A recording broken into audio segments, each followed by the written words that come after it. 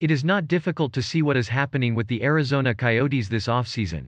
The trade should not stop now.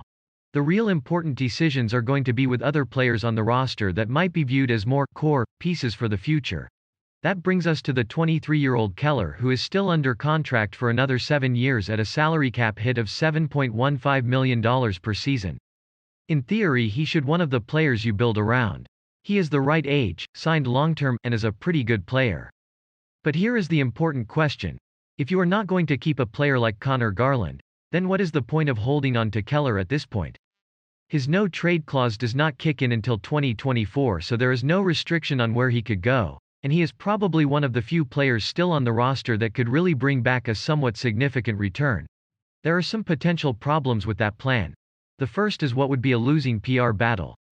They have already traded significant players this offseason, and if you move a player like Keller, who is signed, young, and one of the better players on the team, you really would be telling your fans, we are not going to win for a while.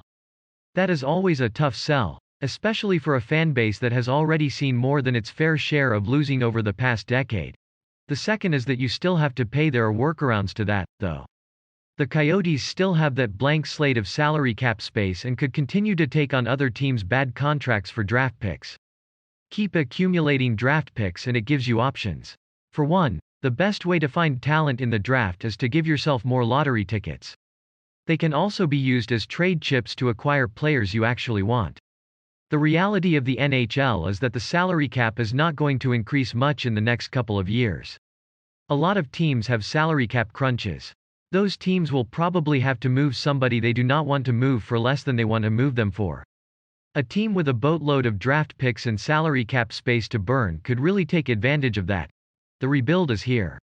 Nobody should be kept out of trade discussions.